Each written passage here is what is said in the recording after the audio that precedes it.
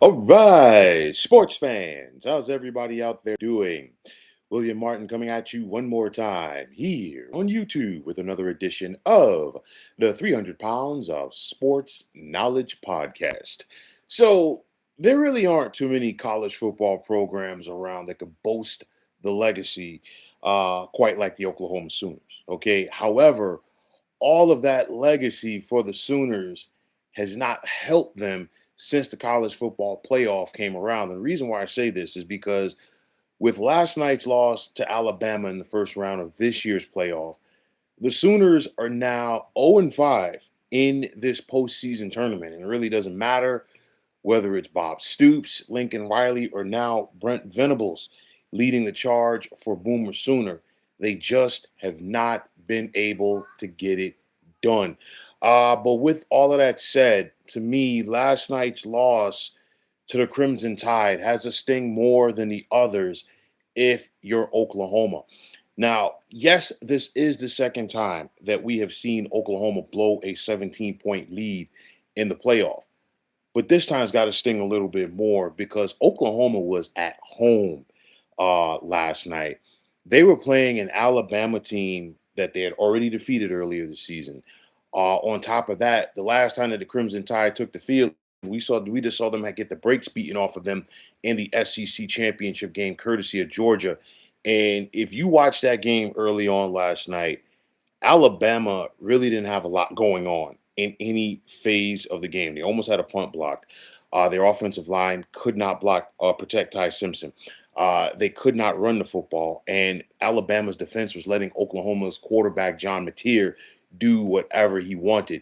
But from the point when it was 17-0, and the Crimson Tide got that ball back, went for it on fourth down, and of course, Latsier Brooks made that key reception and touchdown to make it 17-7. From that point on, this game for the most part belonged to Alabama. You think about it, the muffed or dropped punt attempt by Grayson Miller that led to a field goal to make it 17-10, and then from there, okay, uh, that pick six by Xavier Brown off of John Mateer, that really changed the narrative of this game because at that point, it's late in the first half. Alabama ties the game up, and it got starkly quiet in Norman for that point on because the Sooner Nation was simply stunned. And at that point, all of the momentum in that building had a white jersey on at that point. You look at it, they were 17-17. Alabama gave Oklahoma a gift of a penalty for the sideline interference late, and yet and still Oklahoma didn't take advantage of it. Brent Venables, for whatever reason, decided to run out the clock. You had an opportunity to get into scoring range, or you basically were at midfield, had an opportunity for possibly a Hail Mary, and you chose to leave it as it was. And I feel like from Brent Venables' standpoint, you missed an opportunity to try to regain some momentum for your team. Alabama came out early in the third quarter, scored another touchdown, took the lead, and they never surrendered the lead at that point. And for me, you look at it, the adjustments were made in this game by Kalen DeBoer of Alabama, and they dominated the last three quarters of this contest. To me, Brent Venables never adjusted. You looked at it, Alabama's defense really started to heat up John Mateer. That was a key right there. On top of that, this Alabama offensive line did a much better job protecting Ty Simpson over the final three quarters of this game. And then, of course, from there, Ty Simpson was able to get into a rhythm. But first time around when these two teams met in Tuscaloosa, it was all about the Oklahoma defense. It was all about the Oklahoma special teams. Last night, it was a role reversal. It was all about Alabama's defense and Alabama's special teams, which were a difference in this game. And like I said, Brent Venables never made those adjustments. And to me, the Sooners just came apart at the seams last night. And this is no slight to Alabama. Alabama, to their credit, down 17-0 on the road in a hostile environment. They showed a lot of character last night. Okay. But nonetheless, we saw Oklahoma come apart at the seams. Tate Sindel had been one of the most reliable kickers in the country this season. And of course, he missed a pair of field goals late. That would have cut the deficit down to a touchdown. And any chance for Oklahoma of coming back and winning this game at that point was out of the window. To me, this game was a microcosm of Oklahoma's season. They had a strong start, they stumbled in the middle, they showed some flashes of brilliance at the end, but at the end of the day, it simply was not enough. And you look at this, and like I said, this game was a microcosm of Oklahoma's season. They've got to try to find a way to turn the corner because it's been 6-7, 10-3, 6-7, 10-3 in the 4 years of Brent Venables has been Oklahoma's head coach. And of course, if you're the Sooners, you want more consistency. I totally get it. This time around, we've seen them make the adjustment from life in the Big 12 to life in the SEC. Remember, last year, a lot of injuries for Oklahoma. They only went 2-6 in this league. This time around, they went 6-2, which included road wins against both Alabama and Tennessee. I think this program is definitely headed in the right direction under Brent Venables. They just have to find a way to win that big game. And it's one of those things with the resources and the finances at Oklahoma. It's second to none. So, of course, you know that they are going to continue to bring in the top recruits, continue to lure the guys in there from the portal. And again, like I said, they have the resources to go out there and make it done. But for Oklahoma, this, like I said, this has to be a tough one because it was there for the taking. You go back and watch that game. Alabama was dead to rights early, and they early on the Crimson Tide had the look of a team that did not want to be bothered with this contest. And of course, it went from looking like a team that some people had already questioned should not be in the playoff to looking like a team that, you know what, they got off of the canvas and now they've got themselves momentum. Oklahoma was never able to regain that, and it showed throughout this contest. Phenomenal season, or solid season, should I say, for the Sooners. But when it was all said and done, they just could not make the big plays over the final three quarters of this contest. And that is why their season came to a screeching halt last night.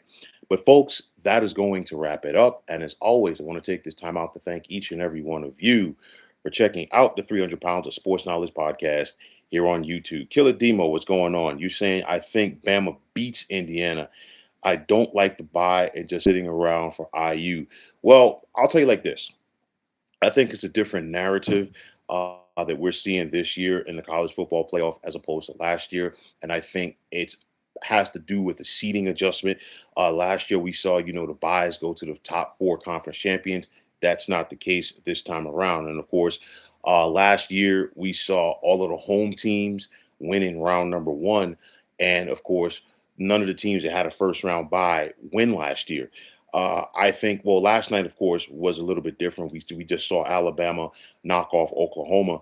We've got a scoreless game right now between Miami and Texas A&M. And of course, there are plenty of people who are not giving either James Madison or Tulane a chance to go on the road and pull off the upset wins today. But nonetheless, Indiana, Oklahoma, pardon me, Alabama rather, is going to be extremely interesting.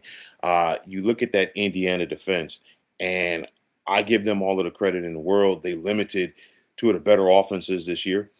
They limited Oregon at Oregon earlier this year. And then, of course, their last time out, what they did to that Ohio State offense in the Big Ten championship game.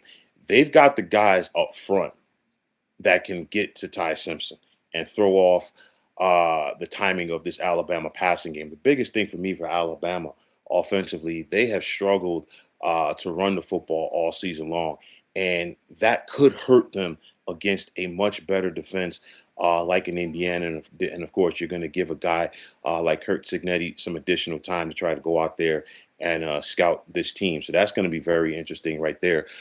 Indiana, they have shown that they could channel out all of the outside noise. And that's going to be important because a lot of people are going to say, well, they're the one seed. They're the only undefeated team. First time in the Rose Bowl in multiple generations. They've got to find a way to kill all of that noise. Alabama, it's kind of like they've been there, done that. I know it's a new conductor at the head of this orchestra and Kalen DeBoer and not Nick Saban, but it's kind of business as usual for the Crimson Tide. But I still think that is going to make for a big game. I'll tell you like this, though. I don't see a scenario this time around where all four teams who had the first round buys are going to lose. That's not going to be the case this time around. I think it's a little bit more top heavy. I think Indiana is going to be ready for Alabama, and I think Indiana is going to be ready for either Oklahoma or Alabama. But nonetheless, I think they're going to be ready for the Crimson Tide, and it's one of those for me. Getting back to last night, I truly do feel as if the Sooners kind of took their foot off the gas a little bit, thinking they had the 17-point lead. But it was 17. It was a 17-point lead, and it was still early. And anybody who knows and has played football knows only a play here and a play there could change things. And once Alabama got that first touchdown, there was a different Crimson Tide team from that point. And the Sooners, no pun intended, could never raise up to the Tide from that point. You're saying Bama has been active. Could IU come out flat? Possibly. Okay, possibly. But I think that Kurt Signetti is going to have this team ready. Remember, Indiana made the playoff last year, and granted that they lost to Notre Dame, but they gave the Fighting Irish a competitive game, and they showed that they were for real. This time around, I think there's going to be some rust to your point because you figure once Indiana takes a field for the Rose Bowl, we're talking about 3, maybe 4 weeks since they last played in the Big Ten championship game. So there could be some rust early on.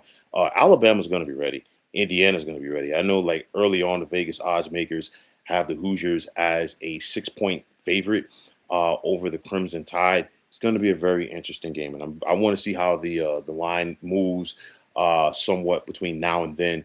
Up until game time, we've got about 11, 12 days, give or take, for that contest. But I think the Crimson Tide are going to be ready. The Hoosiers are going to be ready. And I think we are in store for a good Rose Bowl. I think, honestly, and I said this before the start of this playoff, I think that we are in store for a great playoff. We've seen it so far. Great game last night.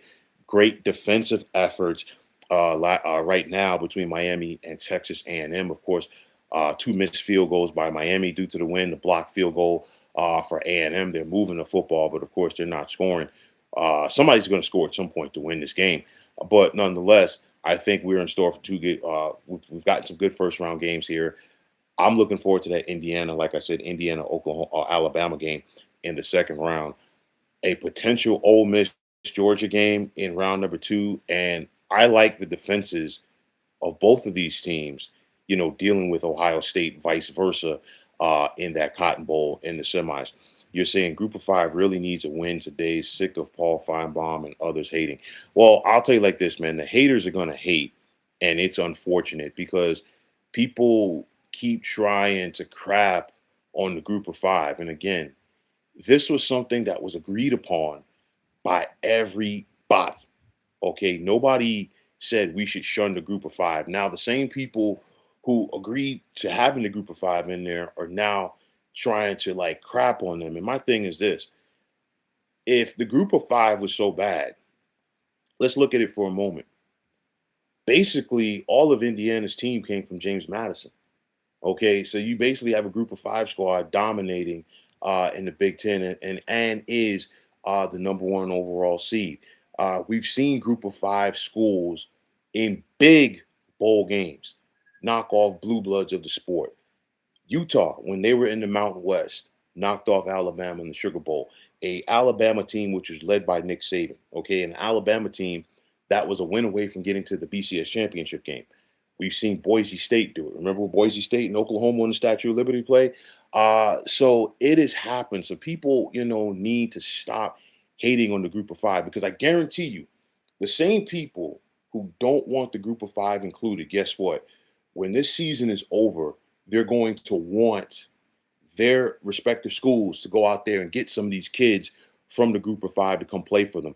We see it each and every year where these big time schools get guys from the Group of Five to come, coach their teams. John Summerall of Tulane. When Tulane's season is over, he's taking over at Florida. You look at Bob Chesney at James Madison. When their season is taken over, is ended, he's taking over at UCLA. Okay, and we can go right down the list right there. South Florida lost their coach to Arkansas. We can go right down the list. So again, to your point, the people need to stop hating on the group of five. I simply don't get it. And I'll backtrack to this real quick. For those people out there who are mad because James Madison got in, don't be mad at James Madison. James Madison handled their business. Blame the ACC. And the reason why, listen, if the ACC had just simply said the two highest ranked teams are going to play in the ACC championship game, Miami and Virginia, we're not having this problem. Why? Because guess what? If Miami wins, they would have gotten to the playoff. If they lost, they would have been done. Same thing for Virginia. And then that additional spot would not have gone to James Madison. It would have gone to Notre Dame. Because now, are you really going to put a 5-loss Duke team in the college football playoff in spite of the fact that they won the ACC? I don't think so. So again, blame the powers of be. Do not blame the group of five. But folks, that's going to wrap it up.